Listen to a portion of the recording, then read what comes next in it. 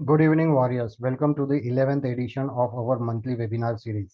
आज का हमारा वेबिनार का विषय है social and family issues in ankylosing spondylitis. आज हमारे साथ जुड़े हैं डॉक्टर अक्षत पांडे और डॉक्टर प्रवीण पाटिल, जो कि थोड़ी देर में हमारे साथ जुड़ जाएंगे। और मुझे हेल्प करने के लिए हमेशा की तरह ASWS की प्रेसिडेंट प्राची भोसले भी हमारे साथ है। एज यूजुअल हम हमारे वेबिनार की शुरुआत पेशेंट स्टोरी से करेंगे। आज की पेशेंट स्टोरी में हम मलकापुर महाराष्ट्र के प्रतीक जैन की कहानी सुनेंगे। प्रतीक एक 41 साल के कॉमर्स ग्रेजुएट है। खुशहाल और विवाहित जीवन जीते हैं और उनके एक प्यारी बेटी भी है। एएस के सिम्टम्स उन्हें पहली बार 2011-12 में महसूस हुए जब वो 28 साल के थे। उनकी प्राइम लोकेशन पर डेली नीड्स की दुकान है थी, जहां से उनकी अच्छी कमाई होती थी। पर पीठ और हिप जॉइंट के दर्द की वजह से उनकी हंसती खेलती जिंदगी पर ग्रहण सा लग गया। दर्द के कारण शॉप चलाना भी दिन ब दिन मुश्किल होता गया। काफी इलाज कराया, लेकिन ना तो दर्द का निदान हुआ और ना ही छुटकारा मिला। 2012 में डॉक्टर ने स्लिप डिस्क का इशू बताया और सर्जरी की सलाह दी। उस वक्त प्रतीक को ऐसा लगा कि आखिरकार उनको अपने बीमारी का पता चल गया, लेकिन डॉक्टर की सर्जरी के बाद भी उनको आराम नहीं मिला। दर्द इतना था कि उनको अपनी दुकान भी बंद करनी पड़ी। Faced with supporting a family without income and battling severe pain, he found himself slipping into depression. कुछ दिनों बाद प्रतीक ने नागपुर के रोमेटोलॉजिस्ट से कंसल्ट किया, जहां उन्हें इंक्लूजिंग स्पॉन्डिलाइटिस के नाम से उनके दर्द का डायग्नोसिस हुआ। डॉक्टर ने कहा कि सर्जरी की जरूरत नहीं थी, क्योंकि यह दर्द एंक्लोजिंग स्पॉन्डिलाइटिस का है, जिसकी वजह से हिप और एसआई जॉइंट्स में दर्द होता है।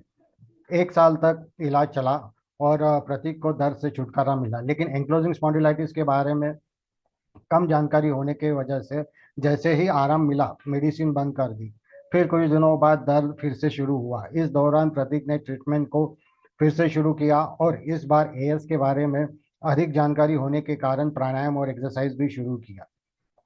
धीरे धीरे फिर से प्रतीक की हेल्थ नॉर्मल होती गई, लेकिन मेडिसिन के कारण उन्हें गैस्ट्राइसिस और इसोफेगाइटिस का समस्याओं का सामना करना पड़ा। एसिडिटी बढ़ गई, मेडिकल मेडिसिन लेना मुश्किल हो गया और स्टमक में बर्निंग सेंसेशन होने लगी। तब डॉक्टर ने मेडिसिन बदल कर बायोलॉजिक्स प्रिस्क्राइब किया और बाकी सारी ओरल मेडिसिन बंद कर दी। बायोलॉजिक्स के इस्तेमाल से प्रतीक को काफ़ी आराम मिला। अब वो जैक इनहिबिटर ले रहे हैं और वो एक नॉर्मल लाइफ जी रहे हैं। उनको कभी भी फ्यूजन नहीं हुआ है, कहीं पे भी फ्यूजन नहीं हुआ है, लेकिन 2012 में जो स्लिप डिस्क की सर्जरी की थी,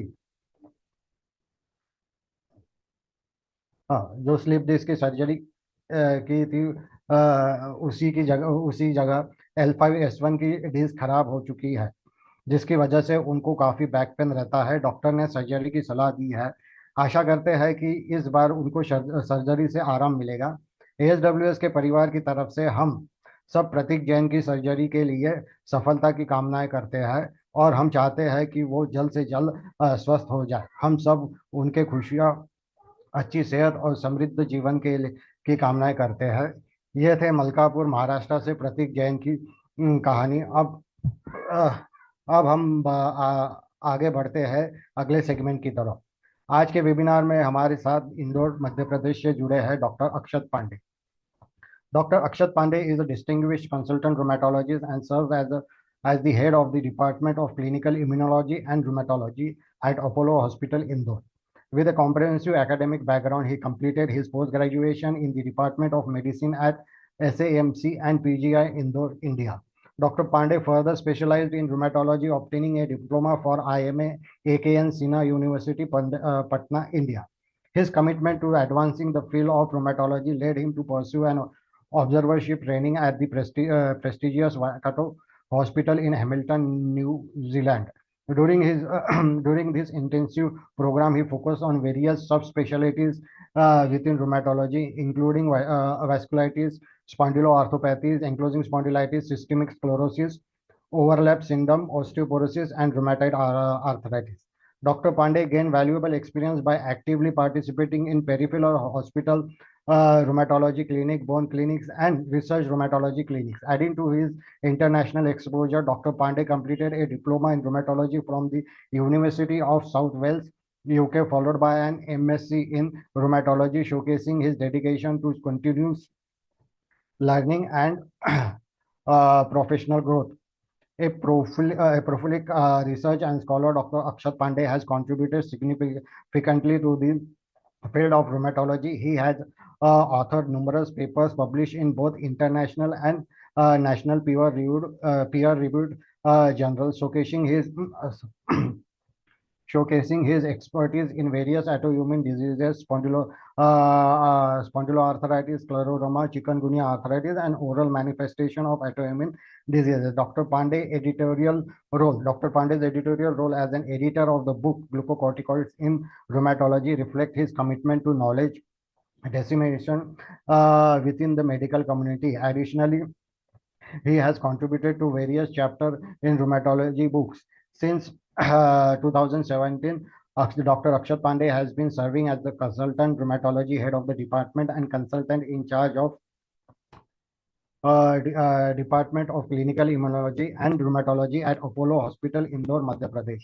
Dr. Pandey not only excels as a rheumatologist but also has a keen interest in music, proficient in playing various instruments. His favorite among them is the saxophone.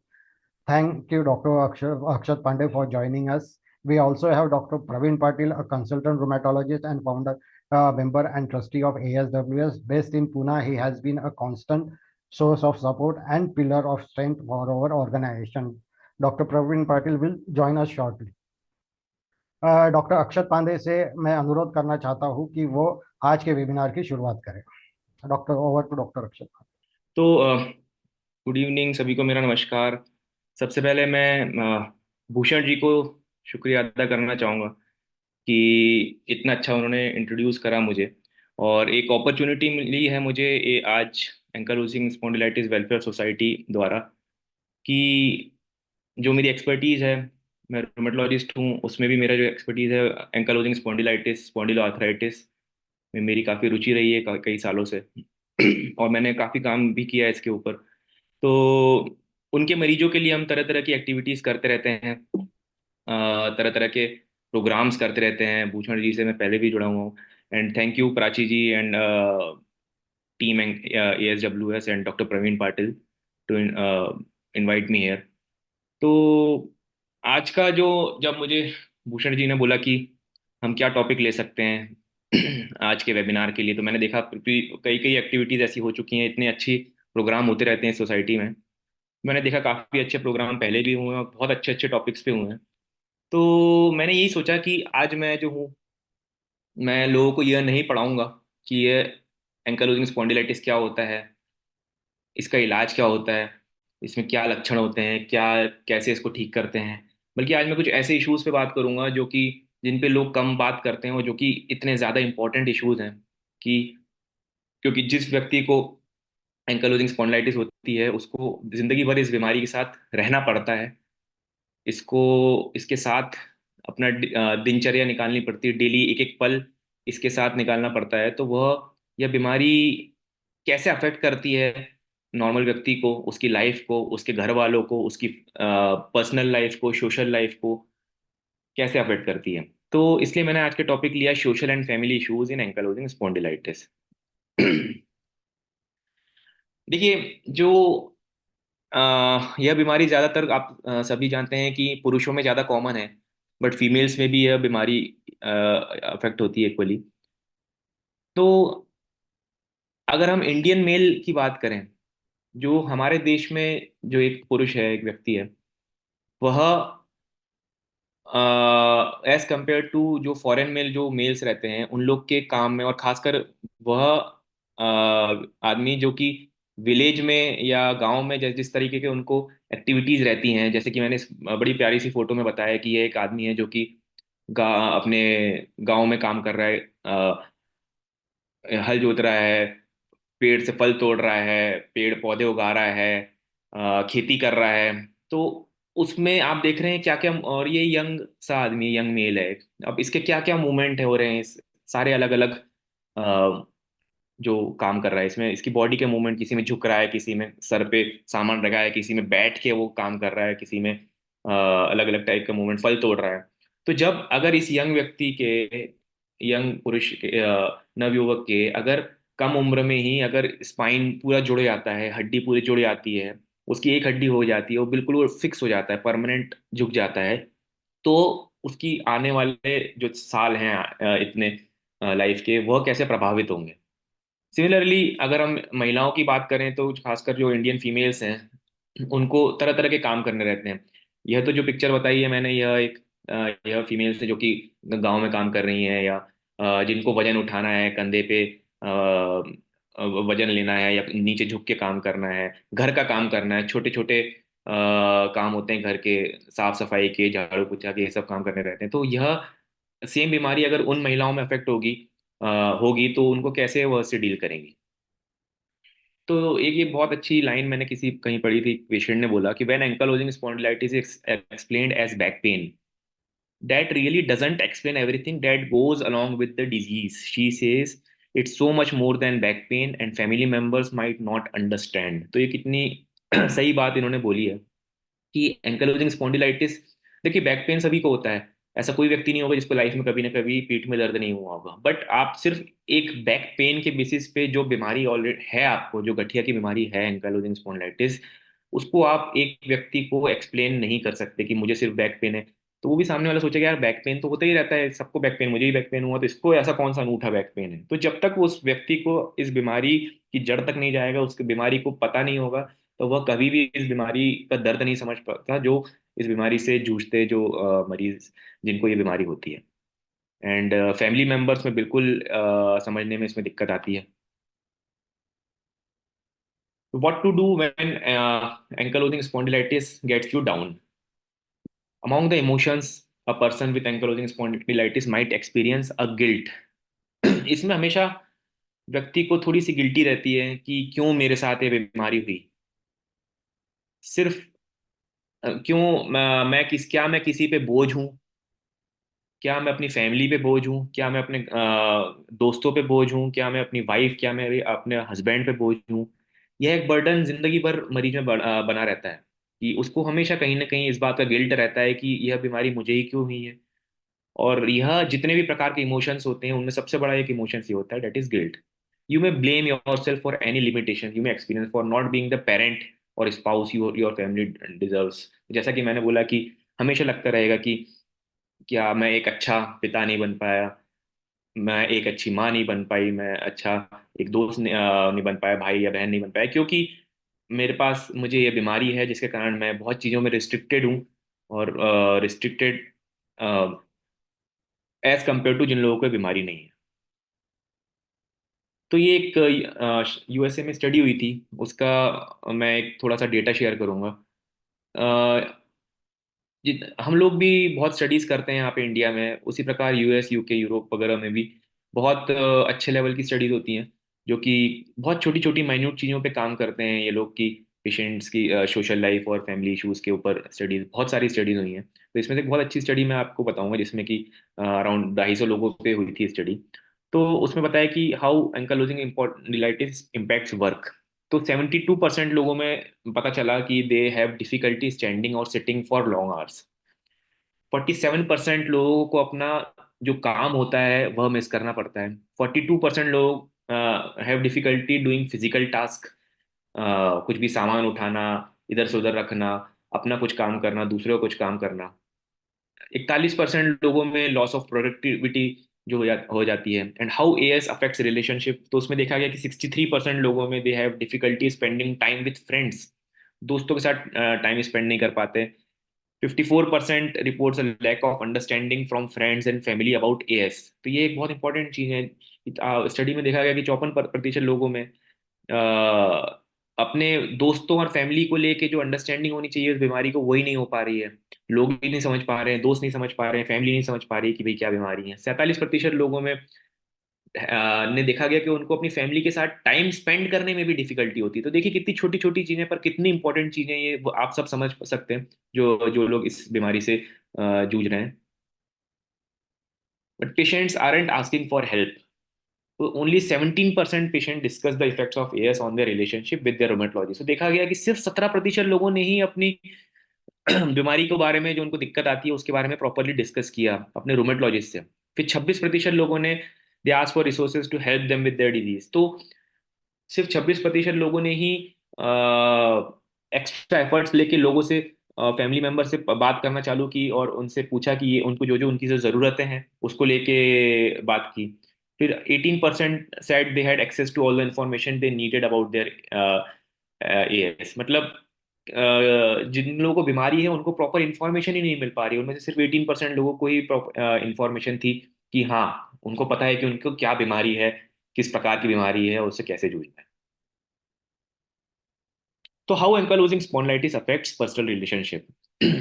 The most common impact of AS on relationships were difficulty spending time with friends, जैसे मैंने बताया, lack of understanding from family and friends, and difficult spending time with family. In nearly all cases, women reported that AS took a greater toll on their relationship than men did. For example, while 45% of women said that AS caused difficulty maintaining friendships, only 25% of men did.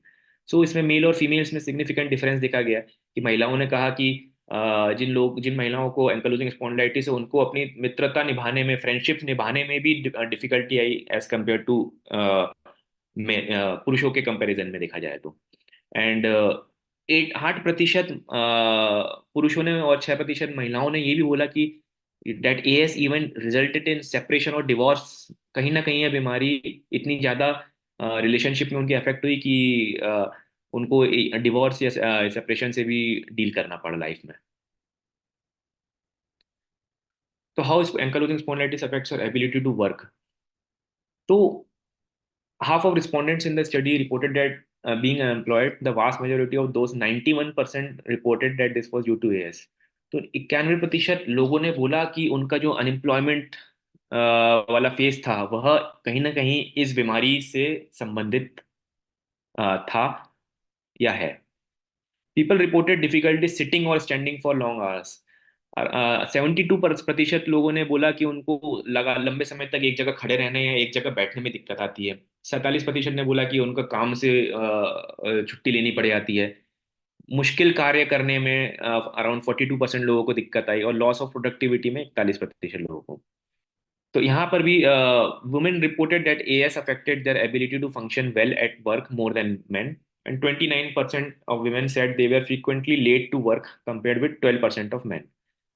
तो देखिए कितनी छोटी छोटी चीजों पे उन्होंने ध्यान दिया कि काम पे देरी से जाने में भी महिलाओं को ज्यादा दिक्कत आई।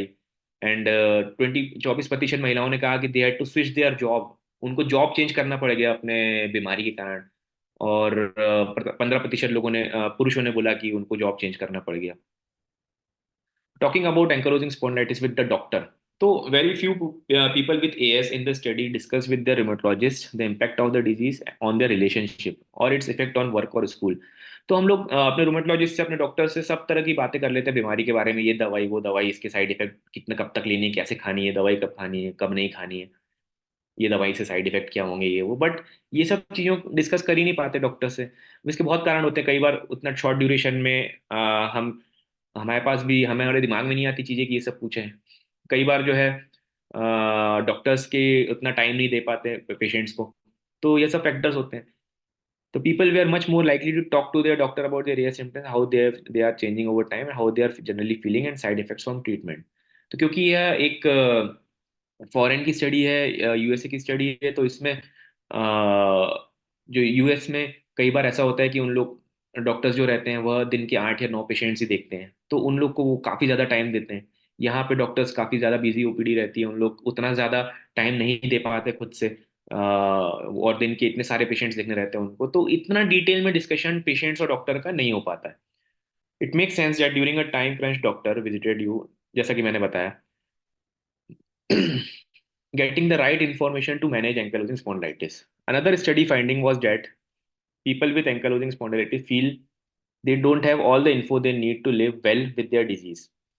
तो लोगों के पास इंफॉर्मेशन ही नहीं रहती है।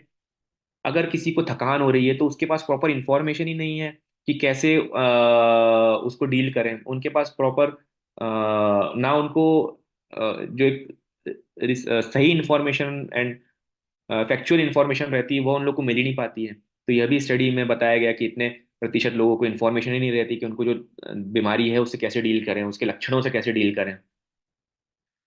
People also craved for more information on how to manage symptoms on their own and how to find patient support or advocacy groups. So अब किसी को बीमारी हो तो डेफिनेटली वो चाहेगा कि भाई उसको ऐसी इंफॉर्मेशन मिले और सही इंफॉर्मेशन मिले। आज के सोशल मीडिया के टाइम पे इतनी गलत इंफॉर्मेशन इंटरनेट पे और सोशल मीडियाज पे रहती है कि लोग को बहुत ज़्यादा कंफ्यूज और बायस कर देती है।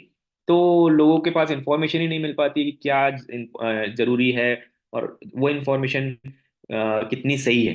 तो यह एक डॉक्टर और जो ऑथेंटिक वेबसाइट्स रहती हैं इससे रिलेटेड जो लोग काम कर रहे हैं वही दे पाएंगे अच्छे।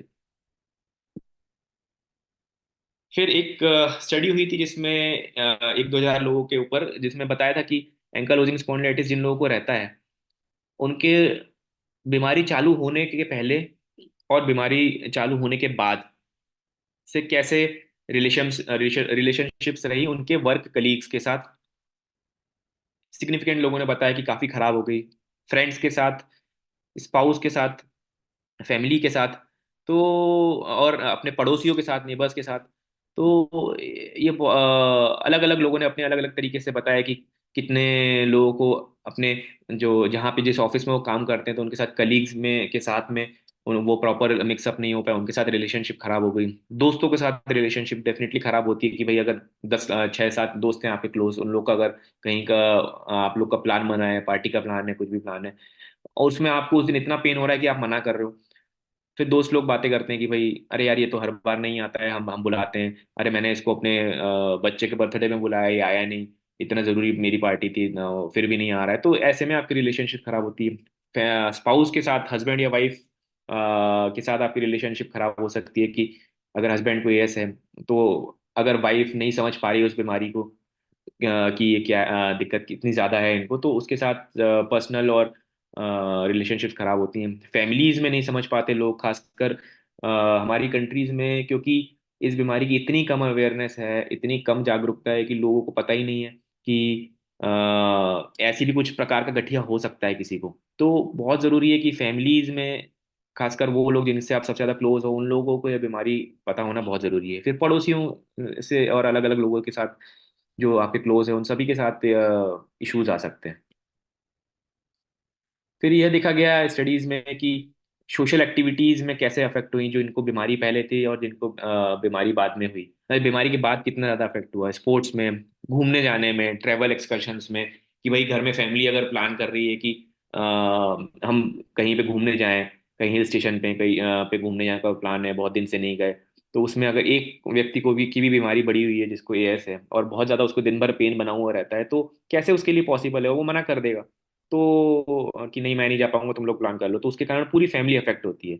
घर में एक व्यक्ति को भी अगर गठिया हो जाता है तो उससे पूरा परिवार अफेक्ट होता है, उससे सिर्फ वह व्यक्ति अफेक्ट नहीं होता है, क्योंकि कहीं भी आना जाना, घूमना फिरना, कहीं शादी में जाना किसी की, अरे इतना दर्द हो रहा है, अरे चलो छोड़ो नहीं जा रहे, अरे चलो हम भी नहीं जा रहे, सभी का फिर कैंसिल हो जाता है प्लान्स। तो ये सब छोटी छोटी छोटी चीजें जो कि पेशेंट्स ही समझ सकते हैं उनके साथ जो चल रहा है। इंटीमेट रिलेशंस अपने हस्बैंड वाइफ के बीच की रिलेशनशिप बहुत ज्यादा अफेक्ट होती है इसमें। फिर बाकी जैसे मैंने बताया घूमने फिरने आने का, सिनेमा, थिएटर्स, म्यूजियम्स, बार, रेस्टोरेंट जाने में, पहले जिनको बीमारी थी उन बाद में उनका कितना कम हो गया जाना। फिर अब how to get support. It's challenging enough to pronounce the words ankylosing spondylitis, let alone explain what it is. मतलब ये इतनी सही बात है कि हम जब किसी को बताते हैं कि आपको गठिया है, फिर कौन सा गठिया है, अब बोलते हैं रीढ़ की हड्डी वाला गठिया है, क्या नाम है उसका, एंकाइलोजिंग स्पॉन्डिलाइटिस। एंकाइलोजिंग स्पॉन्डिलाइटिस ऐसा नाम है कि मतलब नॉर्मल व्यक्ति को बार बार याद करने में इतने दिन लगे जाते हैं, तो वो अपनी बीमारी जब बताया वो कैसे समझाएगा सामने वालों की कि क्या बीमारी है। अगर सामने कोई रैंडम व्यक्ति मिल रहा है, दोस्त मिल रहा है, बोले भाई तुझे क्या हो गया, क्या बीमारी हो गई, बोले अरे डॉक्टर ने बोला एंकाइलोजिंग स्पॉन्डिलाइटिस है, तो बोला अच्छा अच्छा ठीक है। तो लेकिन उसको क्या समझ में आया होगा, आप बोल तो रहा है वो अच्छा अच्छा, लेकिन उसको क्या समझ में आएगा एग्जैक्टली क्या है एंकाइलोजिंग स्पॉन्डिलाइटिस। उसको लग रहा है हाँ, चलो ठीक है, हाँ ठीक हो जाएगा ना, बोला नहीं नहीं नहीं ठीक नहीं होगा। ये तो बोला डॉक्टर ने कि चलता रहेगा, लंबा चलता रहेगा, दिल इलाज चलता रहेगा, बोला ऐसा करके। तो पर वो समझ ही नहीं पाएंगे सामने वाले कि उनको क्या बीमारी है ये। तो सिर्फ आप बोल दो गठिया है, आर्थराइटिस, ऐसे नहीं समझ सकते, क्योंकि ये बीमारी ऐसी है कि इसमें इसकी इतनी यूनिक कैरेक्टरिस्टिक्स होती हैं, अलग अलग जगह पे अफेक्ट करती है बॉडी को, माइंड को, कि इसके लिए आपको प्रॉपर सपोर्ट चाहिए ही चाहिए, अपनी फैमिली से, अपनी फ्रेंड से। और तो some types of arthritis appear as you age, but AS strikes at the prime of life. तो ये लाइन कितनी सही है कि अलग अलग गठिया जो रहते हैं ये एज के साथ साथ होते हैं। अधिकतर एक ये मैडम एक कंसेप्शन है कि गठिया जो होता है वो ओल्ड एज की बीमारी होती है, और अधिकतर कई प्रकार के गठिया जो लेट एज में भी चालू होते हैं, 40-50 के बाद, 60-70, 50-60-70 के उम्र के बाद चालू होते हैं। बट यह जो बीमारी है यह होती है, ये ऐसे समय पे स्ट्राइक करेगी लाइफ में जब बच्चा बड़ा हो रहा है, उसका जब उसका जॉब चालू हुआ है या नई नई शादी हुई है, उस टाइम पे बीमारी अटैक करेगी। और तब इससे डील करना कितना ज्यादा मुश्किल होता है, क्योंकि इतनी ज्यादा रिस्पॉन्सिबिलिटीज तब आना चालू हो जाती हैं एक व्यक्ति पे, कि अगर एक पुरुष है तो उसके ऊपर उसके जॉब की रिस्पॉन्सिबिलिटी, अगर उसकी नई शादी हुई है तो उसकी बच्चों की रिस्पॉन्सिबिलिटी, वाइफ की रिस्पॉन्सिबिलिटी। सिमिलरली वाइफ को अगर बीमारी है तो उसके ऊपर इतनी बड़ी रिस्पॉन्सिबिलिटी रहती है अपने परिवार को खुश रखने की, घर का काम करने की, अगर जॉब करी तो साथ साथ जॉब करने की, घर वालों हस्बैंड को खुश रखने की, फैमिलीज इन लॉज को खुश रखने की। तो यह इतने इतना इतना ज्यादा प्रेशर रहता है, और खासकर इंडियन जो फीमेल्स रहती है उनको, उनके लिए ज्यादा दिक्कत देती है ये सब बीमारी से डील करना। और ऊपर से अगर उनको उन्हीं के घर वाले अगर यह एक्सेप्ट नहीं करें इसको बीमारी, तब जाके इतना ज्यादा दिक्कत आती है इनको मैनेज करने में, कि दवाइयाँ और इलाज तो सब एक तरफ अलग ही धरा रह जाता है। लेकिन इस चीज से डील करना एक इतना ज्यादा मुश्किल होता है, यह एक फीमेल ही समझ सकती है। Ditch the guilt. So it's not unusual for someone with AS to feel down that they have let their families or friends down. It's normal to feel that way from time to time, but don't let guilt take hold. जैसा कि मैंने शुरुआत में बताया था कि इसमें guilt रहता है लोगों को, कि उनको ये बीमारी हुई तो उसके कारण उनकी फैमिलीज अफेक्ट हुई हैं, उनके फ्रेंड्स को नीचे देखना पड़ रहा है। कि अगर किसी का पूरा स्पाइन जुड़ गया, वो बिल्कुल झुक सा गया है, वो बिल्कुल झुक गया, गर्दन भी नहीं उठा पा रहा है, तो उसको गिल्ट रहेगी कि अगर वो अपने फैमिली वाले के साथ में जाएगा तो वो लोग क्या सोचेंगे। कहीं शादी में गए, लोग देख रहे हैं उसको, फ्रेंड्स के साथ हैं, फ्रेंड्स के साथ जा रहा है और उसी को दिक्कत है, फ्रेंड्स को कोई दिक्कत नहीं है, तो ये एक यूजुअल गिल्ट है, that is very natural. But आपके लिए ये बहुत जरूरी है कि आप रेदर देन मतलब उस लक्षण को, उस सिम्टम को, उस गिल्ट को अपने आप पर हावी ना होने दें कभी भी।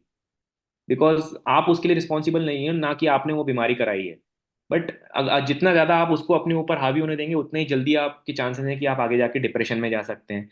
तो इसी चीज से आपको डील करना है, और यह सिर्फ और सिर्फ आप डील कर सकते हैं, और कोई इसमें डील नहीं करेगा। क्योंकि गिल्ट को कभी भी अपने ऊपर हावी नहीं होने दें, नहीं तो ये एक अच्छा खासा कारण हो सकता है डिप्रेशन में आने का। Educate, educate and educate. सबसे ज्यादा जरूरी है एजुकेट करना लोगों को, अपने आसपास के लोगों को, कि यह बीमारी क्या है, especially because it's often considered as an invisible illness. That is, you may look healthy on the outside even though you are in pain or exhausted. तो जब इनिशियल फेज होता है, जब बहुत पेन होना चालू होता है, अकड़न जकड़न सी, स्पाइन में स्टिफनेस रहती है बहुत ज्यादा, सुबह सुबह अकड़न जकड़न रहती है, आप चलने फिरने में दिक्कत आती है, आप तब बोलोगे कि भाई मेरे को बहुत ज्यादा पेन होता है, ये होता है, तो सामने वाला बोल रहा है, अरे यार बढ़िया तो लग रहा है, अच्छा खासा चलता फिरता रहता है, और सुबह तो एक आध घंटा दर्द होता है, फिर तो बढ़िया तेरी दिन भर तो बढ़िया रहता है, फिर कहाँ रात में सोते टाइम दर्द चालू हो जाता है, दिन में चालू हो जाता है। तो ये चीज वो समझ ही नहीं सकते, क्योंकि उनको नहीं पता है कि आपके साथ अंदर क्या चल रहा है। Invisible illnesses are notorious for making people question if there is really something wrong. So it's just like diabetes, कि डायबिटीज में हो रही है किसी को, शुगर किसी को 500-600 है, बट नॉर्मल व्यक्ति बैठा है बढ़िया आराम से, उसको क्या सामने वाले को क्या पता है कि इसकी 600 शुगर चल रही, जब तक कि उसको कोई लक्षण नहीं होता या जब तक वो बताता नहीं है। सो ये काफी ऐसी बीमारियां होती है जिसमें सामने वाले को आपको कोई क्वेश्चन करेगा कि भाई क्या है भी कि नहीं है, कि कुछ की ऐसी बस नाटक कर रहे हो। So it may be hard for them to understand why you are debilitated one day yet able to function better the next. To combat this, educate the people in your life. अब लोगों को पढ़ाओ, आप लोगों को educate करो कि ये बीमारी क्या है और कैसे आपकी डे टू डे एक्टिविटीज पे असर करती है। जो आपके सबसे क्लोज है, आपके mother, father, parents, wife, brother, sister, friend, जो भी है उसको अपने डॉक्टर के साथ लेके जाओ। अगर आप पेरेंट्स के साथ नहीं रह रहे हो, आप किसी दूसरे शहर में रह रहे हैं, आपके साथ अगर आपका कोई दोस्त रहता है जो 24 घंटे आपके साथ रहता है, अब आपको लगेगा कि आप अपनी बीमारी पेरेंट्स को, जो कि आपसे 600 किलोमीटर दूर रहते हैं, उनको समझा दोगे, बट जो आपके साथ 24 घंटे दोस्त रहता है वो क्या सोचेगा, अरे यार इसको तो ऐसे ही है, ये तो कुछ काम भी नहीं करता है रूम का, ना ये कुछ करता है, ना कुछ कंट्रीब्यूट करता है।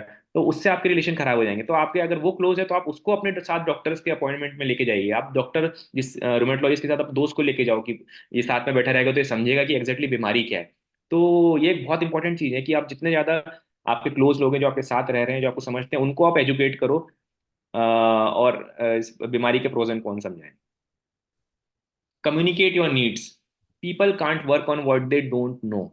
They may believe you need one thing based on a previous AS fair when you need something else, but they won't know your needs have changed unless you tell them. तो जब तक आप लोगों को बताओगे नहीं कि आपको क्या एग्जैक्टली exactly आपको चाहिए, आप उनको क्लियर नहीं करोगे, तब तक वो कैसे समझेंगे उस बीमारी को। आप सिर्फ यह सोच के कि वह आपको जो दर्द हो रहा है वो एक्सपीरियंस करें, वो नहीं कर सकते एक्सपीरियंस, जब तक आप उनसे प्रॉपर कम्युनिकेट नहीं करोगे कि उनको आपको एग्जैक्टली क्या चाहिए। Most people want to help but may not know how. ये बिल्कुल सही बात है, क्योंकि सामने वाला जब चाहता है कि नहीं मैं बिल्कुल तुम्हारे साथ हूँ, मैं बिल्कुल इस बीमारी में आपके सपोर्ट में हूँ, जब तक वो चाह भी रहा है, लेकिन उसको ये नहीं आप समझा पा रहे हो कि वो किस चीज में आपकी हेल्प करे, तो वो उसके भी तो हाथ पैर बंधे हैं बेचारे के। तो आपको कम्युनिकेट करना बहुत ज्यादा जरूरी है। अगर आपकी वाइफ के साथ आप रहते हैं या आपके हस्बैंड के साथ आप रह रहे हैं, आप दोनों ही हैं, तो आप उसको जब तक समझाओगे नहीं कि भाई मुझसे जो है ये ऊपर से जो है एक ग्लास जो है वहां पे वो नहीं उठा पा रहा हूँ, मेरा हाथ नहीं जा पा रहा है, या मुझसे मेरी शू लेस नहीं बंध पा रही है, प्लीज मेरी बांध करो क्योंकि मैं झुक नहीं पा रहा हूँ। तो जब तक आप उसको बताओगे नहीं, कम्युनिकेट नहीं करोगे, तो उसको कैसे पता चलेगा कि आपकी क्या नीड्स हैं। Stay positive but don't hide your pain. तो रिसर्च ने बोला है कि पॉजिटिव रहना डेफिनेटली ओवरऑल जो आपका मूड है और हेल्थ है उस पे एक पॉजिटिव एक पॉजिटिविटी लाता है कि उससे डील करने में। But it is very difficult, it is hard to be positive if you are in pain. अगर भाई किसी को 24 घंटे दर्द बना हुआ है, उसको आप बोलो कि भाई पॉजिटिव रहो, तो कैसे इतना पॉजिटिव रहेगा। तो ये दोनों चीज़ें हैं, इसको आपको प्रॉपर बैलेंस करना पड़ेगा। And do your best way to stay optimistic but don't internalise your struggle और try to keep it from those around you. Hiding your feelings may backfire because it may cause more stress and you will be less likely to get the support you need। तो ये बहुत अच्छा point है कि अपने आप को आप अपने जो दर्द है, अपनी फीलिंग्स को, अपने इमोशंस को अगर छुपा के रखोगे और आप सोचोगे कि नहीं भाई मेरा तो ये सामने वाला कुछ समझ ही नहीं सकता है, मैं तो क्या बोलूँ, छोड़ो इसको। तो अगर आप और दर्द 24 घंटे आपको दर्द हो रहा है, आप दर्द सहते रहोगे, अपने जो दिक्कतें हैं इस बीमारी से होने वाली उसको सहते रहोगे, और खुद सह के और खुद अपने आप को बोलोगे कि नहीं मैंने तो बहुत बड़ा काम कर दिया, मैं किसी से शेयर नहीं करता अपनी ये, और मैं तो सब खुद ही सह लेता हूँ, तो वह अल्टीमेटली एक नेगेटिव पॉइंट रहेगा इस बीमारी से डील करने में, और उससे और ज्यादा स्ट्रेस बढ़ेगा और बीमारी के लक्षण और ज्यादा बढ़ेंगे।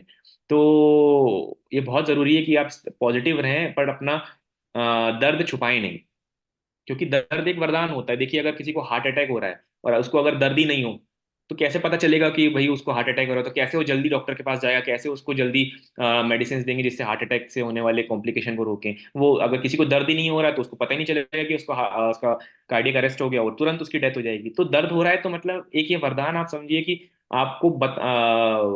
आपको बताना पड़ेगा जाके कि भाई मुझे दर्द हो रहा है, तो उसको हम ठीक करें। तो जहाँ पे दर्द हो रहा है, अगर किडनी स्टोन हो रहा है किसी को और उसका पेन ही नहीं होगा हुआ उसको, और उसको वो किडनीज खराब हो रही हैं सीधे ब्लड प्रेशर के कारण, उसकी किडनी स्वेलअप हो गई और सीधे किडनी फेलियर हो गया उसको, तो ये कितनी बड़ी दिक्कत है। जब तक अगर उसको दर्द हो रहा है तो सही समय पे वो जाके इलाज कराएगा, सोनोग्राफी कराएगा, तुरंत kidney stone निकलवाएगा।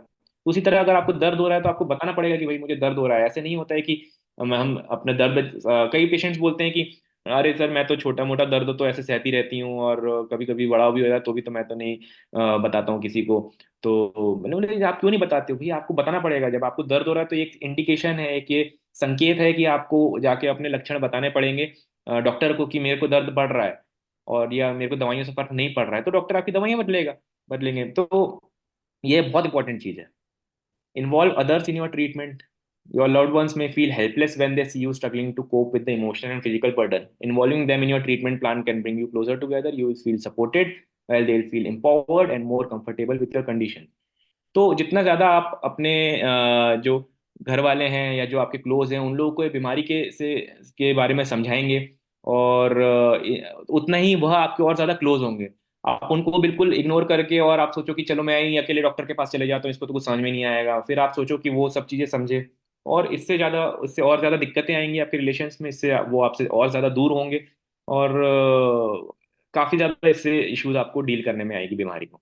In addition to going to doctor's appointments with enlist family members and friends to take a yoga class with you, carpool to work or help you prepare healthy meals। तो जैसा मैंने बताया था कि आप doctor appointment में अपने family members को ले जाओ, दोस्त को ले जाओ, दोस्तों को अपने साथ योगा क्लास ले जाओ, या जो एक्सरसाइज क्लास है उसमें ले जाएं, या काम पे जाते टाइम साथ में जाएं, या एक दूसरे के लिए, या उसको बोलें आपकी हेल्दी मील्स जो उसको प्रिपेयर करने में हेल्प करे, तो वो समझेगा उस बीमारी को कि हाँ कितनी ज़्यादा दिक्कत है इसको। So talking to your family and friends about ankylosing spondylitis, who to tell, what to say, explain your condition, लक्षणों की बात करें, एंड मैनेज कैसे करें यह भी शेयर करें। What to tell, क्या बताएं। The people closest to you will be most affected by your AS, especially if you spend much of your time with them day to day. तो जो भी आपके साथ सबसे ज्यादा क्लोज है व्यक्ति, वह सबसे ज्यादा वही अफेक्ट होगा आपकी इस बीमारी से, क्योंकि वही 24 घंटे आपके साथ है। तो उसी के साथ सारे आप चीजें शेयर करते हैं, घूमना फिरना आना जाना सब, तो वो अगर आपको दिक्कत आएगी तो डेफिनेटली वो अफेक्ट होंगे। तो you might also sometimes feel sad और फ्रस्ट्रेटेड अबाउट योर कंडीशन, और not want to let people down और miss out on group activities. जैसा मैंने बताया वो गिल्ट वाली चीज, तो वो ये सब इश्यूज काफी ज्यादा कॉमन है, और फैमिलीज और फ्रेंड्स में आते हैं। व्हाट टू से, क्या बोला जाए। It can be tricky knowing what to say about your condition, how to say even with loved ones। It's usually best to keep whatever you share as simple and straightforward as possible। अगर आपको किसी को अपनी बीमारी के बारे में बताना भी है, तो उसको इसको सिंपल और स्ट्रेट फॉरवर्ड तरीके से बिना कंफ्यूज करे बताएं। नहीं तो वो आप जितने अगर उसको कंफ्यूज कर देंगे, तो वो उतनी ही उसके लिए मुश्किल होगा कि बीमारी को समझें। रेदर देन अपने इमोशंस को बताने की जगह आप बीमारी की एग्जैक्ट कंडीशन के बारे में बताएं कि आपको क्या दिक्कत है, और रेदर देन बताने के लिए आपकी आपको कितना ज्यादा दर्द है, उसको यह समझाएं कि आपको क्यों है दर्द और किस कारण से दर्द है। तो if you want to explain AS, stick to the basics, basic पे स्टिक रहें, unless they ask for details. If you are sharing how you feel, try to be specific, and you could start by talking about the symptoms that bother you most. If you need help with certain tasks or can't do an activity, help your loved ones understand why। अगर आप, जैसे मैंने बताया कि आप कुछ सामान नीचे से उठा नहीं सकते झुक के, या शू लेस नहीं बांध सकते, या सॉक्स नहीं पहन सकते, तो आप उन सामने वालों को बताओ कि आपकी फिजिकल लिमिटेशंस हैं ये, तो वो समझेंगे कि भाई आपकी जो बॉडी है वो इस कारण से, क्योंकि आपकी फ्यूज हो गई है बॉडी है, स्पाइन जुड़ रहा है, तो इस कारण से आप झुक नहीं पा रहे हो, या आप गर्दन मोड़ने का अगर कुछ ऐसा काम है तो गर्दन आपको गर्दन मोड़ने में दिक्कत आती है, तो यह चीज समझेंगे वो लोग कि, तो वो आपकी हेल्प करेंगे कि क्या क्या है ऐसा कि आपको अगर बाइक में बैठने में दिक्कत आ रही है, पाँव फैला के बैठने में दिक्कत आ रही है, या कई जगह इंडियन टॉयलेट्स होते हैं पेशेंट्स को, जब हिप जॉइंट फ्यूज होने लग जाता है तो नीचे इंडियन टॉयलेट्स यूज करने में दिक्कत आती है, तो फिर आप जब तक बताओगे नहीं लोगों को, अपने फैमिलीज को कि ये सब इश्यूज आ रहे हैं, तो कैसे वो सॉर्ट आउट करेंगे। Explain your condition. If you feel comfortable, you might want to invite your partner, a friend or a family member to come to one of your doctor's visit। जैसा मैंने बोला कि आप अपने फैमिली मेंबर्स, फ्रेंड्स, दोस्तों को साथ में लेके जाएं अपने डॉक्टर्स विजिट का, हमेशा अकेला ना जाएं, जो भी आपके क्लोज है उसको साथ में लेके जाएं। जितनी ज्यादा बार जाएगा उसको नई नई चीजें पता चलती रहेंगी कि यह बीमारी में ऐसा ऐसा होता है और कंडीशंस ऐसी हैं, और आपके डॉक्टर उनको उनको भी अच्छे से समझाएंगे। डॉक्टर सिर्फ, और हम लोग भी अच्छे से समझते हैं कि जब पेशेंट के साथ में कोई आ रहा है तो हम लोग पेशेंट को तो समझाते हैं, उसके साथ साथ उसके फैमिली को समझाना बहुत ज्यादा जरूरी होता है, फैमिली मेंबर को, कि ये बीमारी क्या है। लक्षणों की बात करें कि क्या क्या दिक्कत आती है, कैसे आपको अकड़न जकड़न सी रहती है, कैसी थकान सी बनी रहती है, हड्डी बुखार सा बना रहता है, और when people understand that, they can also see your why AS might cause you stress। तो जब बीमारी को समझेंगे तब उनको समझ में आएगा कि ये बीमारी क्यों इतना तनाव, क्यों इतना स्ट्रेस लाती है, क्यों यह आपको दिन भर 24 घंटे आपका दिन भर मूड डाउन रहता है, लो रहते हो आप। तो it might help for you to discuss some of your feelings with someone who is close to you. Remember, AS symptoms are things that you feel, but the people around you might not be able to see। For instance, fatigue is a common symptom। तो थकान, थकावट, fatigue एक इतना important लक्षण होता है, जब आपको दर्द नहीं होता है तब भी लोगों में बना हुआ रहता है थकान। तो यह भी एक कारण होता है जो बताता है कि आपकी ये बीमारी अंदर अंदर बढ़ी हुई है। हम सिर्फ इस बीमारी को दर्द से मापते हैं, दर्द हो रहा है तो कुछ हो रहा है, दर्द नहीं हो रहा तो नहीं हो रहा, लेकिन थकावट या फैटीग इतना इंपॉर्टेंट सिम्टम है इसमें कि यह भी बताता है कि आपकी बीमारी बढ़ी हुई है। If you find yourself struggling with your emotions, here are some things you can do. See a mental health professional, join a support group. इतने सारे सपोर्ट ग्रुप्स हैं इसके, अब इंडिया में भी फेसबुक पे पेजेस हैं, इंस्टाग्राम पे पेजेस हैं, अलग अलग व्हाट्सएप ग्रुप्स बने हैं। I think definitely Bhushan ji और आप लोग सब बता देंगे कि ग्रुप्स बने ही हुए हैं। ये खुद एक कितनी बड़ी सोसाइटी है जिसमें आप लोग ज़्यादा ज़्यादा से ज़्यादा लोगों को जोड़ें, आसपास देखें जिसको ये बीमारी है उसको जोड़ें।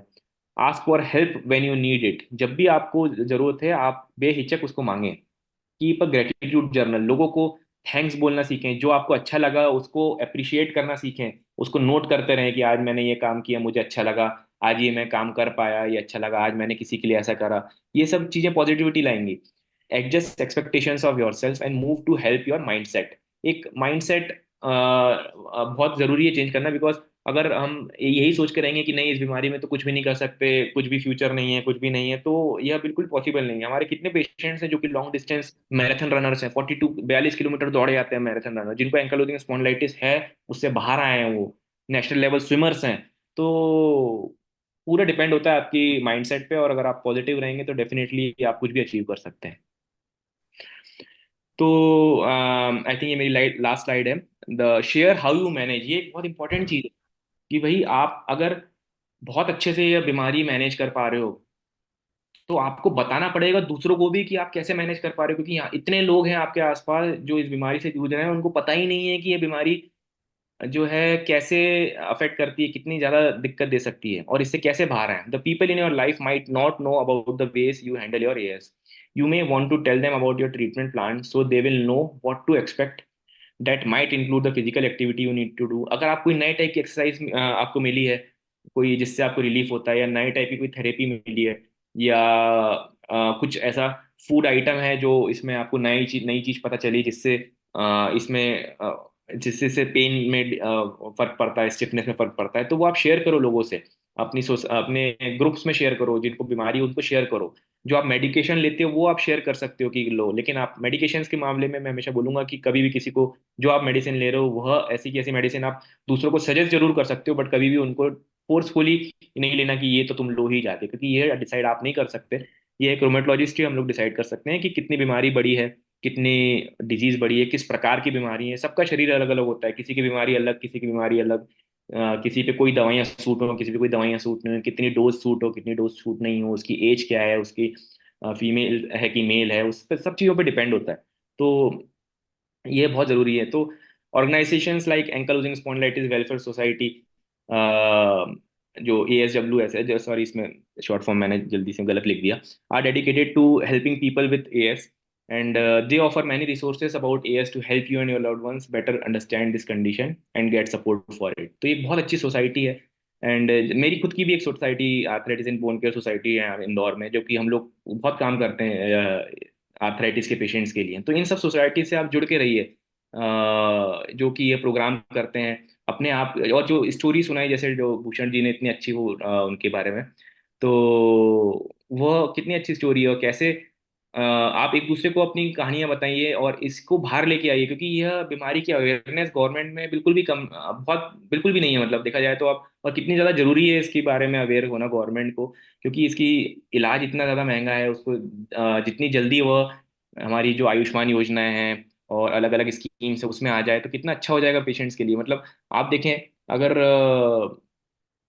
मैं जैसे कुछ टाइम के लिए फॉरेन में भी रहा हूँ इतने महीनों के लिए, तो उसमें क्या होता है, हम लोग देखते हैं कि वहाँ पे इस टाइप के पेशेंट जो बिल्कुल झुक गए हैं, बिल्कुल स्पाइन बिल्कुल जुड़ गया है, वो आजकल देखने को ही नहीं मिलते हैं, क्योंकि वहाँ पे अवेयरनेस इतनी ज़्यादा है इस बीमारी को लेके, और पेशेंट अवेयर है, उसको पता है किसके पास जाना है, क्या ट्रीटमेंट लेना है, किस समय पे रोकना है। यहाँ पे अभी भी हम देखते हैं कि आज मतलब 2024 में भी हमारे पास ऐसे पेशेंट्स आ रहे हैं जो कि पिछले 8-10 साल से बीमारी है, उनको किसी रोमेटोलॉजिस्ट के पास गए नहीं आज तक दिखाने, किसी डॉक्टर को दिखाया नहीं, वो बिल्कुल जुड़ चुके हैं वो। और यह सिर्फ विलेज में नहीं, यह शहरों में भी देखने में मिलता है। तो वो वह एक बड़ी चिंताजनक और बड़ी दुखद चीज होती है हम डॉक्टर्स के लिए भी देखना, कि भाई इतना, अब आज के टाइम में इतने सोशल मीडिया है, सब कुछ है, फिर भी लोगों में अवेयरनेस नहीं आ रही इस बीमारी को लेके। तो बहुत जरूरी है इसके बारे में अवेयरनेस आना। तो यही एक मेरा पर्पस था आज के जो है टॉक रखने की, कि कैसे हम सोशल और फैमिली इश्यूज से डील करें, क्योंकि एक बहुत इंपॉर्टेंट एस्पेक्ट है इस बीमारी से लड़ने में और इस बीमारी से जूझने में, बाहर आने में।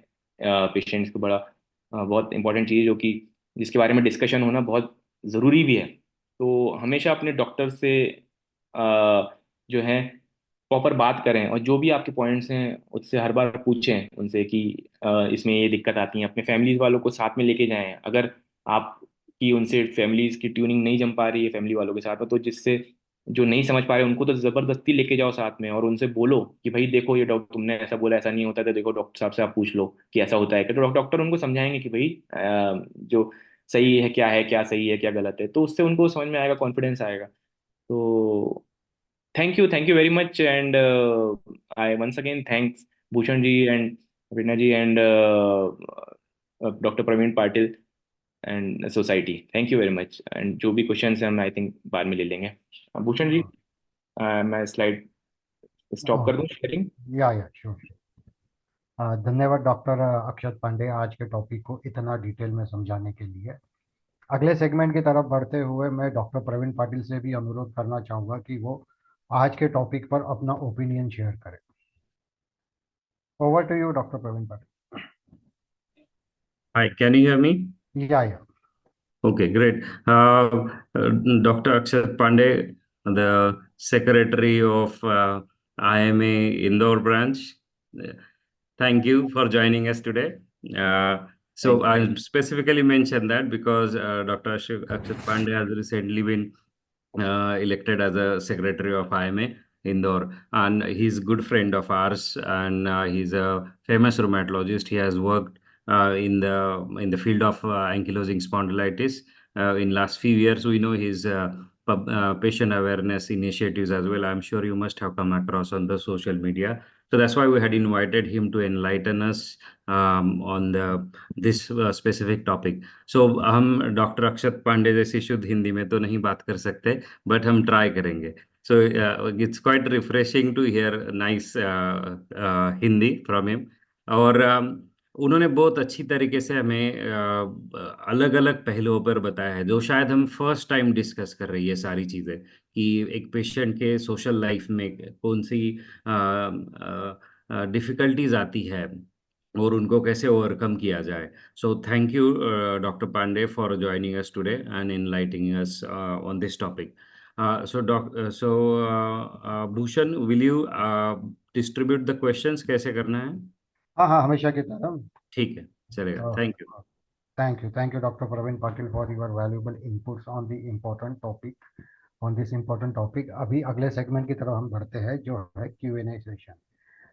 एक सवाल है कि भाई प्रॉब्लम कैसा है कि रोमेटोलॉजिस्ट की संख्या हमारी इंडिया में कम है और पेशेंट ज़्यादा होते हैं। तो कई बार डॉक्टर एंक्लोजिंग स्पॉन्डिलाइटिस के बारे में पूरा नॉलेज पेशेंट को दे नहीं पाते। तो ऐसे में रूमेटोलॉजिस्ट या आईआरए जैसे ऑर्गेनाइजेशन, हम जैसे संस्थाओं के साथ मिल के कुछ गाइडलाइंस बनाए, ताकि हम जैसे पेशेंट उनको, मतलब वो हमको रेफर करें और हम बाकी की जानकारी, मतलब जो मेडिकल रिलेटेड जानकारी है वो डॉक्टर के पास लेंगे, लेकिन बाकी की जो सोशल इश्यूज है ना, दवाई नियमित रूप से लो, दवाई जब तक के डॉक्टर अल्टर ना करते तब तक खुद से अल्टर मत करो या बंद मत करो। तो ये सारी चीज़ों के लिए हम कैसे, मतलब साथ में ASWS जैसा ऑर्गेनाइजेशन और डॉक्टर्स के एसोसिएशन कैसे काम कर सकते हैं। तो डॉक्टर अक्षत पांडे आपके लिए ये सवाल।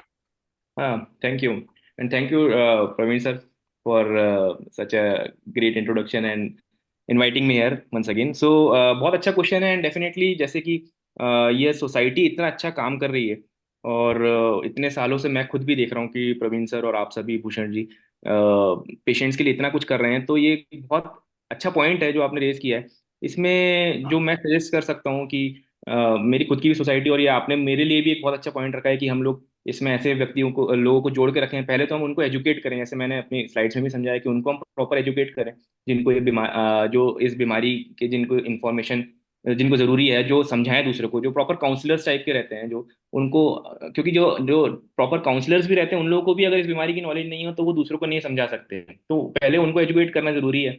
और अगर कोई पेशेंट आ रहा है, जैसा कि उन्होंने क्वेश्चन रेज किया कि हमने 5 मिनट देखा, 10 मिनट देखा और सीधे प्रॉपर डिजीज नहीं समझा पाए। और ये बहुत जेन्युइन इशू है जो कि सभी डॉक्टर्स स्पेशली जिनकी बिजी ओपीडी रहती है उन सबको इशू आता है। तो हम उनको ये मोटी मोटी चीज तो देखिए, एक डॉक्टर ही एक पेशेंट से को समझा पाएगा, और जो पेशेंट्स को सेटिस्फेक्शन होता है एक डॉक्टर से मिल पाएगा। तो वो तो डेफिनेटली हम लोग अपनी बेस्ट ट्राई करते रहते हैं, लेकिन उसके अलावा हम उनको रिफर कर सकते हैं। जैसे कि आपकी सोसाइटी में एक आपने एक काउंसलर को जैसे या आप ही कोई भी हो, उनके पास रेफर कर दिया कि आप इनसे बात कर लें, और जो भी आपकी कुछ क्वेरीज हैं वो उसको आगे का डील करेंगे। और इसके अलावा जैसे जो मैं करता हूँ, मैं एक ये सजेस्ट कर सकता हूँ कि मैंने व्हाट्सएप ग्रुप अपने बना के रखे हैं। उसमें अराउंड 1200 पेशेंट जो उनके लिमिट है उतने ज़्यादा, एक दो व्हाट्सएप ग्रुप हैं ऐसे। तो उसमें मैं उस बीमारी से रिलेटेड जो है, कभी कभी महीने में एक बार प्रोग्राम करता हूँ कि, और कई बार मैं उस ग्रुप को ओपन कर देता हूँ, 1 घंटे के लिए ओपन कर दिया कि आपको जो भी इस बीमारी से रिलेटेड क्वेश्चंस हैं उसको आप डालें। तो लोग अपने अपने क्वेश्चंस डालते हैं, देन हाफ एन आवर बाद मैं उसको क्लोज कर देता हूँ, फिर मैं खुद अपने टाइम के हिसाब से उससे रिप्लाई करता हूँ। तो उसमें फूड से रिलेटेड क्वेश्चंस होते हैं, डाइट मतलब डाइट से रिलेटेड, एक्सरसाइज से रिलेटेड, फैमिली इश्यूज, ये सब इश्यूज रहते हैं। तो डेफिनेटली अब हम अपने तरीके से एक ये तरीका हो गया कि एक काउंसलर किसी को एक प्रॉपर डेजिग्नेटेड एक उसको रख दें कि जो उस बीमारी के बारे में समझाए। और नहीं तो एक व्हाट्सएप ग्रुप या फेसबुक ग्रुप या सबके बने हुए हैं, तो उसमें लोगों को इन्वॉल्व करे ज़्यादा से ज़्यादा। एंड इसी के थ्रू हम कर पाएंगे, क्योंकि एक इतनी बिजी ओपीडीज में बहुत मुश्किल होता है छोटी छोटी चीज़ों के बारे में हम इतना डिटेल में बात कर पाएं। पेशेंट्स के लिए एक पॉइंट रहेगा कि आप कई बार पेशेंट्स अपने 5-6 क्वेश्चंस नोट करके ले आते हैं कि भैया मैं डॉक्टर के पास जा रहा हूँ, तो जो पिछली बार नहीं पूछ पाया वो पूछ लूँ। तो आप अगर ऐसा है तो आप अपने वही क्वेश्चंस पूछ लो, आप नोट करके जाओ, फटाफट फटाफट पूछ लो आप क्वेश्चन डॉक्टर से, तो वो हम लोग आंसर करते ही हैं, कोई भी डॉक्टर ऐसा मना नहीं करता है। तो ऐसे हम लोग कर सकते हैं। Thank you doctor Akshat Pande. Doctor Praveen Patil, आपके लिए ये सवाल है, कभी कभी क्या होता है कि अधिकतर रिपोर्ट्स नॉर्मल आते हैं, ठीक है, और उसके बाद भी पेन पेशेंट को होते रहता है, तकलीफ होती रहती है। तो ऐसे कंडीशन में वो डॉक्टर को या फैमिली को कैसे एक्सप्लेन करे या कैसे कन्विंस करे कि भाई उसको इशू है? ठीक है। सो अच्छा क्वेश्चन है। और अर्लियर क्वेश्चन के लिए I will just add one thing कि डायबिटीज़ के वर्ल्ड से हम काफ़ी कुछ सीख सकते हैं। इंडिया में डायबिटीज़ कॉमन है और सब लोगों को पता है, और डायबिटीज़ फील्ड काफ़ी अच्छे से इवॉल्व हो गया इन लास्ट 20 ईयर्स। डायबिटीज़ 20 साल पहले जहाँ था वहाँ पे अभी रोमेटोलॉजी है। तो डायबिटीज़ के क्लिनिक में काउंसलर होना एक नॉर्मल बात है। Patient does not hesitate to take advice from a counselor in a diabetes clinic, but they would in a rheumatology clinic. They would want a doctor's final authority इसमें। तो we need to हमें army बनानी है रोमेटोलॉजी counsellors की। जैसे diabetes counsellor की already तैयार है, उनके पास एक अच्छा सा कोर्स है, उसका सिलेबस होता है, वो पास करनी होती है एग्जाम, और people get a job from that. तो उस तरह से शायद हमें रोमेटोलॉजी के फील्ड में भी काम करना चाहिए कि जिससे एक काउंसलर का कोर्स बन सकता है, और ऐसे काउंसलर हर रोमेटोलॉजी क्लिनिक में होंगे जो डॉक्टर्स को हेल्प करेंगे। एंड दैट दैट विल उससे काफ़ी फ़ायदा हो सकता है, मुझे लगता है सबके लिए। It is win win situation for everyone, and more so for the patients कि वो अप्रोचेबल ज़्यादा होते हैं और अच्छे पेशेंट को समझेगा इस लैंग्वेज में सिखा सकते हैं। तो वो सब है। दूसरा आपका क्वेश्चन था कि रिपोर्ट्स नॉर्मल है, तो पेशेंट को डिफ़िकल्ट होता है फैमिली को समझाना कि उसको सही में बीमारी है। हम्म। करेक्ट। तो नो रिपोर्ट इज़ 100%। पहली बात तो कि रिपोर्ट बाद में बना है, बीमारी पहले बनी। तो बीमारी बनी है, उस पर साइंटिस्ट लोगों ने, डॉक्टर्स लोगों ने काफ़ी सोचा समझा, और उसके बाद में उन्होंने टेस्ट बनाई है। बट हर टेस्ट हर पेशेंट को कवर नहीं करेगी। Just to give example, HLA-B 20% लोगों में निगेटिव होता है। तो जिनको प्रूवन एंकिलोजिंग स्पॉन्डिलाइटिस है, उनमें वो टेस्ट निगेटिव आएगी, बट उसका मतलब ये नहीं कि उसको बीमारी नहीं है। तो सिम्टम्स तो रियल है, उसके जो साइंस है वो भी रियल्स है। तो आई थिंक जैसे डॉक्टर पांडे ने बताया कि टेकिंग योर रिलेटिव और friends during the consultation is a good idea, ताकि वो सामने डॉक्टर के साथ बैठकर खुद भी अपने क्वेश्चन पूछ सके और बीमारी के बारे में समझ ले। Thank you doctor Praveen Patil. Doctor Akshat Pande, ये सवाल आपके लिए है। जैसे हम किसी को बताते हैं कि भाई हमको एंक्लोजिंग स्पॉन्डिलाइटिस है, तो लोग बोलते हैं अरे स्पॉन्डिलोसिस हमको भी है, हमको भी दर्द होता है, ये होता है, और वो उसको मतलब ये करते हैं मिसमैच। तो इस ऐसे कंडीशन में फिर लोगों को कैसा समझाया जाए, क्योंकि दोनों अलग अलग चीज है। नहीं, ये बिल्कुल सही आपने क्वेश्चन पूछा है, क्योंकि एक होती सर्वाइकल स्पॉन्डिलाइटिस, एक होता है लंबर स्पॉन्डिलोसिस, फिर ये एक एंकलोजिंग स्पॉन्डिलाइटिस जो बीमारी है, इसमें आपको पेशेंट को स्पेसिफिकली बताना पड़ेगा कि गठिया की बीमारी है या संधिवात, यहाँ पे जो टर्म यूज होती है वो बताना पड़ेगा कि डॉक्टर ने बोला रीढ़ की हड्डी वाला गठिया होता है। और यह गठिया बाकी जो स्पॉन्डिलाइटिस वगैरह होती है इनसे इसलिए अलग होता है क्योंकि यह पूरी पूरी रीढ़ की हड्डी को जोड़ देता है, और अगर वो जुड़ गई तो वो परमानेंट हमेशा के लिए जुड़ जाएगी, वैसी चीज है। तो टर्मिनोलॉजी, जैसे मैंने अपनी एक स्लाइड भी रखी थी कि एंकलोजिंग स्पॉन्डिलाइटिस अपने आप पे इतना कंफ्यूजिंग वर्ड है कि पहले तो उसको याद करने में पेशेंट को इतना टाइम लग जाता है। इसके अलावा फिर याद हो गया तो फिर समझाने में, किसी और को समझाने में टाइम लगता है। तो वह स्पेसिफिकली उसको उससे कम्युनिकेट करके उसको बार बार वो चीज बता कर ही समझ में आ पाएगी कि ये बीमारी एग्जैक्टली क्या है, इससे क्या लक्षण होते हैं और क्या कॉम्प्लिकेशन हो सकते हैं, और क्यों यह लंबर स्पॉन्डिलोसिस या सर्वाइकल स्पॉन्डिलोसिस से अलग दिक्कत है। Okay, thank you doctor Akshat Pande. Doctor Praveen Patil, ये सवाल शायद हमने पहले भी लिया था लेकिन फिर से आज लेते हैं। अरिंदम जी का है, वो कहते हैं कि स्मोकिंग और अल्कोहल, ये दोनों का इफेक्ट एएस पे क्या होता है? आजकल थोड़ा सोशल लाइफ ज़्यादा बढ़ गई है तो अल्कोहल का प्रमाण कभी कभी थोड़ा ज़्यादा हो जाता है, तो स्मोकिंग और अल्कोहल ये दोनों एएस को कैसे अफेक्ट करते हैं? डॉक्टर प्रवीण पाटिल, आप। तो आज सुबह ही मेरी एक पेशेंट से काफ़ी डिटेल में इस पर बात हुई है। तो मैं आई विल रिपीट जो मेरी यूथ से बात हुई थी। तो फर्स्ट थिंग फर्स्ट कि ये बैड है, ये सबको पता है, ठीक है। बट उसको जस्टिफाई करने के अलग अलग रीजंस आते हैं सबके पास। किसी को रीजन स्ट्रेस होता है, तो किसी का पेन होता है या various thing.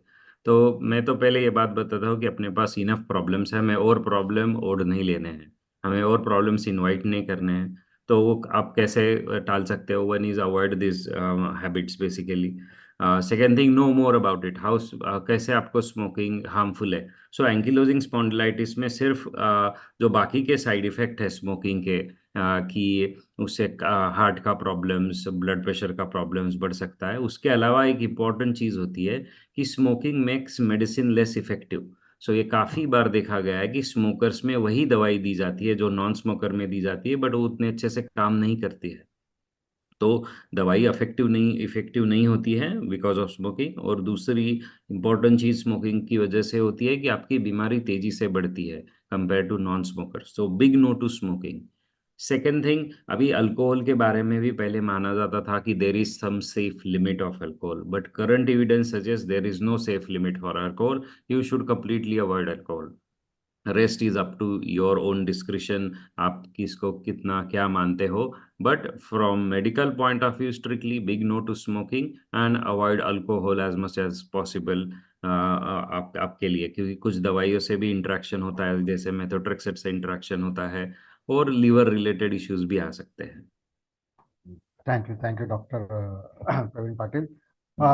Doctor Akshat Pande, आपके लिए ये सवाल है मैरिज को रिलेटेड कि भाई मैरिज करना चाहिए कि ये भी हमने पहले लिया है, लेकिन हम आपसे सुनना चाहते हैं कि बहुत सारे पेशेंट मुझे भी पूछते हैं कि भाई शादी करनी चाहिए क्या, और शादी अगर करनी है तो मतलब जो स्पाउस है, होने वाली स्पाउस है, उनको हम पूरा डिटेल में इसके बारे में बताएं क्या? तो इस पे एक आप डॉक्टर अक्षत पांडे आप कुछ कहें। ये एक बहुत सेंसिटिव इशू है कि पहली बात तो डेफिनेटली देखिए, शादी तो करनी चाहिए ही, क्यों नहीं करनी चाहिए। और सभी पेशेंट्स जिनको एंकलोजिंग स्पॉन्डिलाइटिस है, सबकी शादियां होती ही हैं।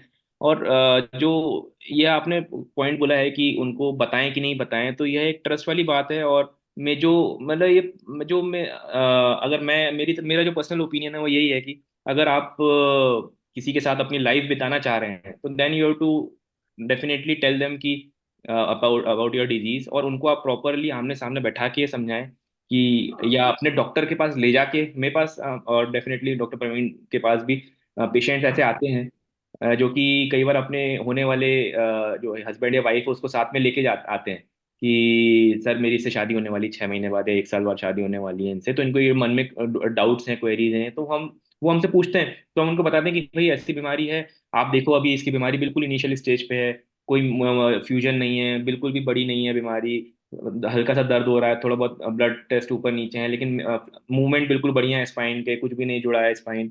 तो हम इसको पूरा रोक लेंगे, बीमारी को कंट्रोल कर लेंगे, और अगर ये ट्रीटमेंट लेता रहेगा तो बिल्कुल नॉर्मल व्यक्ति की तरह रहेगा। तो वह चीज़ समझानी बहुत ज़रूरी है, और सामने वाले के दिमाग में वह चीज़ पहले से आनी चाहिए नहीं, क्योंकि अगर अगर आप किसी को गलत मतलब बहकावे में लेके अगर आप मैरिज कर रहे हैं और उसको बता नहीं रहे हैं, तो उस व्यक्ति के साथ काफ़ी इश्यूज हो सकते हैं आगे जाके। अब ये पर्सन टू पर्सन डिपेंड होता है कि आप क्या सामने वाला पार्टनर कैसा, कितना अंडरस्टैंडिंग है, कितना क्या है। तो वो एक सेपरेट और उस पर काफ़ी इन डेप्थ डिस्कशन अलग से भी हो सकता है आई थिंक। तो बट आई थिंक सामने वाले को बीमारी के बारे में पूरा समझना चाहिए, समझाना चाहिए। और शादी नहीं कर सकते वाला इशू तो होना ही नहीं चाहिए बिल्कुल। बेशक वो लोग शादी कर सकते हैं, बट उसके आगे जाके प्रोज एंड कॉन्स सब पता होने चाहिए कि क्या इश्यूज आ सकते हैं, क्या इश्यूज नहीं आ सकते हैं। वो सब प्रॉपर सामने सामने बैठ के डिस्कस करके ही पॉसिबल होता है। Thank you doctor Akshat Pande. Doctor Praveen Patil, ये आपके लिए सवाल है, स्पेशली डिसेबिलिटी सर्टिफिकेट को लेकर, क्योंकि बहुत सारे लोगों को डिसेबिलिटी सर्टिफिकेट मिलता है, किसी को नहीं मिलता है। तो is ankylosing spondylitis considered a disability in India? इस पे आप क्या कहो? देखो, मैं फिर से एक बार क्लैरिफाई करना चाहता हूँ कि डिसेबिलिटी सर्टिफिकेट ये डिसीज स्पेसिफिक नहीं होता है, ये डिसेबिलिटी स्पेसिफिक होता है। ठीक है। सो एंकिलोजिंग स्पॉन्डिलाइटिस का patient can be very normal, they can climb the Mount Everest, some of them, right, and some can have very disabling disease. कुछ लोगों में ये बीमारी बहुत नुकसानदायक हो सकती है, जिससे पेशेंट अपाइज जैसे लग सकता है, या उस तरह से उसमें डिसेबिलिटीज आ सकती है। तो ये समझ लेना ज़रूरी है कि डिसेबिलिटी सर्टिफिकेट जस्ट बिकॉज आपका डायग्नोसिस हो गया एंकिलोजिंग स्पॉन्डिलाइटिस का, तुरंत मिल गया, ऐसे नहीं है। डिसेबिलिटी सर्टिफिकेट ये डिसीज स्पेसिफिक नहीं होता है। आपको डिसेबिलिटी अगर उस किसी भी बीमारी से है तो कितनी मात्रा में है, और वो चेक करने के लिए अलग पैरामीटर्स है। That is number one. Number two, it cannot be issued by private doctor, ये गवर्नमेंट डॉक्टर ही इशू कर सकते हैं जनरली। ये डिस्ट्रिक्ट हॉस्पिटल्स जो होते हैं, वहाँ पे सिविल सर्जन्स होते हैं, वो लोगों के लिए, वो लोगों के पास इसका अथॉरिटी होता है, और उनके लिए भी गवर्नमेंट्स के काफ़ी रूल्स होते हैं। और जैसे मैंने बताया कि डिसेबिलिटी का भी डिवीजन होता है, कैटेगरी होता है कि कितना परसेंट डिसेबिलिटी है, उसके हिसाब से। So it is not very straightforward and easy thing which your rheumatologist can issue it, but he should direct you to visit nearby civil surgeon who will have better understanding of and the rules of disability certificate. Thank you doctor Praveen doctor Patil. Pande, आपको और कुछ add करना है इस पर? You are on mute. हाँ sorry. I think आपने बिल्कुल सही बोला है कि ये काफ़ी एक टीडियस वर्क हो जाता है एक प्राइवेट प्रैक्टिस में रोमेटोलॉजिस्ट के लिए, एक डिसिप्लिनिंग सर्टिफिकेट के लिए। तो नियर बाय जो सिविल सर्जन या सीएमएचओ वगैरह जो है, उनके पास ही एक राइट रहता है इसके लिए। तो हम डेफिनेटली उनसे बात करके रिफर कर सकते हैं और पूरी हेल्प कर सकते हैं। बट हम लोग के लिए वो इशू करना काफ़ी एक मतलब मतलब इशू आ सकता है उसमें हम लोग को आगे। Thank you. ओके, एक दूसरा क्वेश्चन लेते हैं डॉक्टर अक्षत पांडे आपके लिए। Does stress makes AS verse?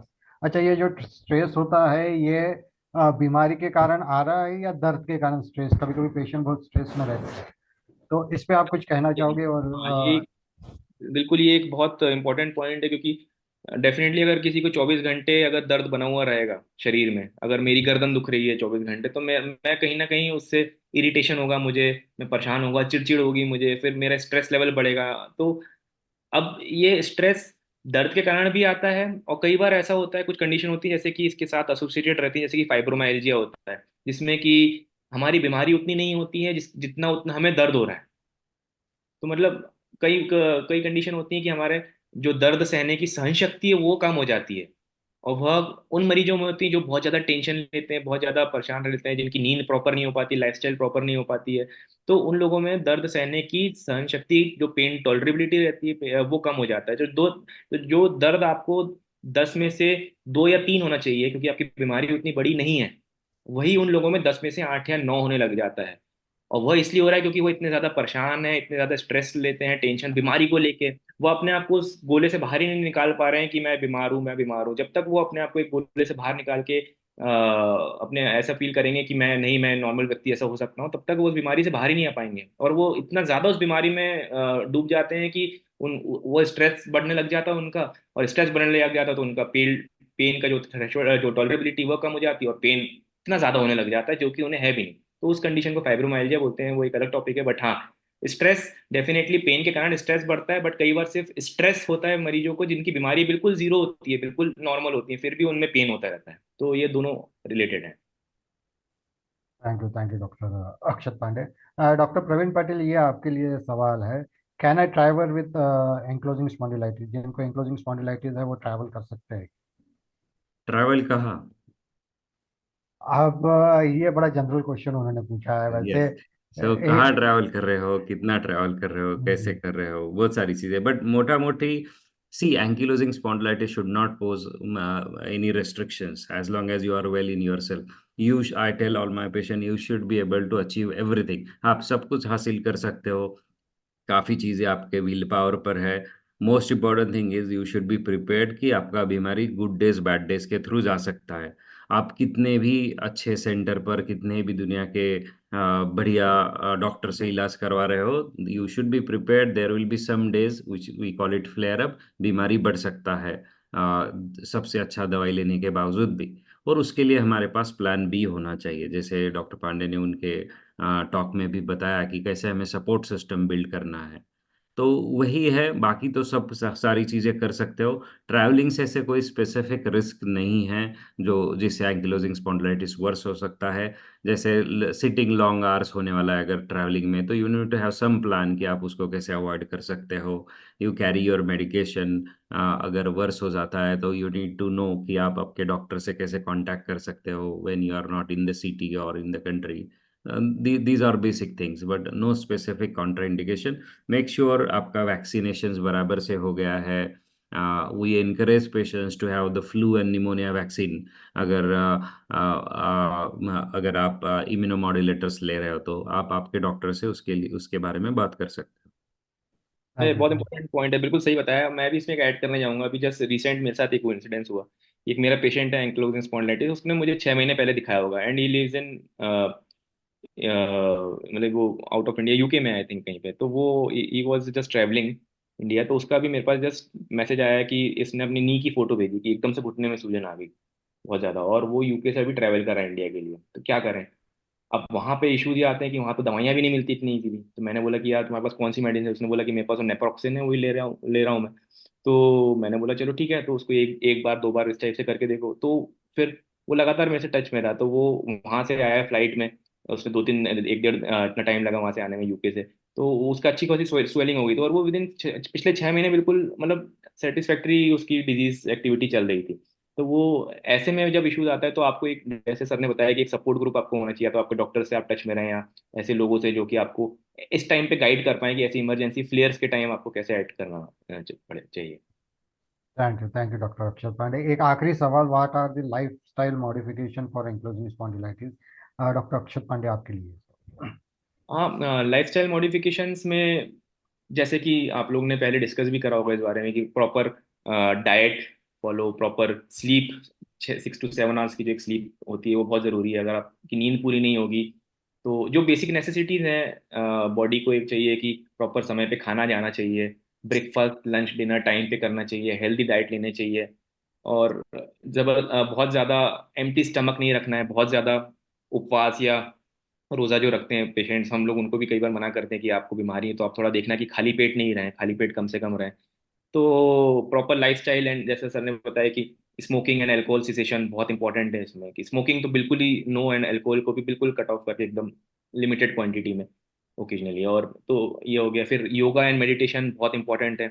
Meditation mentally treat करती है बीमारी को, कैसे आप उससे स्ट्रांग बने, कैसे उससे उससे डील करें। तो ये मेंटली डील करने में मेडिटेशन बहुत इंपॉर्टेंट होता है। योगासन बहुत इंपॉर्टेंट होता है, ध्यान करें, योगासन करें, उससे फ्लेक्सिबिलिटी स्पाइन की खुली रहेगी, लगातार मूवमेंट होता रहेगा जॉइंट का, तो उससे जोड़ खुला रहेगा। तो ऐसे लाइफस्टाइल को प्रॉपर मॉडिफाई करना पड़ेगा इस बीमारी के हिसाब से। Thank you doctor Akshat Pandey. हमेशा की तरह आज का वेबिनार भी काफ़ी इंफॉर्मेटिव था। समय की कमी के कारण हम सारे प्रश्नों का जवाब नहीं दे पाए, लेकिन कई रोचक विषयों पर चर्चा हुई है और काफ़ी महत्वपूर्ण क्षेत्रों को कवर किया गया है। ASWS की तरफ से मैं डॉक्टर अक्षत पांडे और डॉक्टर प्रवीण पाटिल को दिल से धन्यवाद देना चाहूँगा कि उन्होंने अपना कीमती समय हमें दिया और एएस वॉरियर्स के लिए आज के विषय को इतने डिटेल में समझाया। हम आपसे उन टॉपिक के बारे में जानना चाहते हैं जो आपके लिए महत्वपूर्ण है। प्लीज़ निश्चिंत हो कि ASWS के वेरियस सोशल मीडिया पेजेस पे कमेंट करिए या various WhatsApp and Telegram groups में मैसेज करिए। हमारे फेसबुक पेज को लाइक कीजिए और एंक्लोजिंग स्पॉन्डिलाइटिस वेलफेयर सोसाइटी के यूट्यूब चैनल को भी लाइक शेयर सब्सक्राइब कीजिए ताकि ये वेबिनार की रीच और भी बढ़े। आज आप मुझको भी पर्सनली मैसेज करके अपने विचार शेयर कर सकते हैं। जो टॉपिक सबसे ज़्यादा चर्चा में होंगे उन टॉपिक्स पे हम आने वाले महीनों में वेबिनार रखने का प्रयास करेंगे। मैं ASWS की तरफ से आप सब वॉरियर्स का शुक्रिया अदा करना चाहता हूँ कि आप हमारे वेबिनार में रेगुलरली पार्टिसिपेट करके इसे एक सक्सेसफुल इवेंट बनाते हैं। ऐसे ही हमें सपोर्ट कीजिए। मिलते हैं अगले वेबिनार में। Thank you.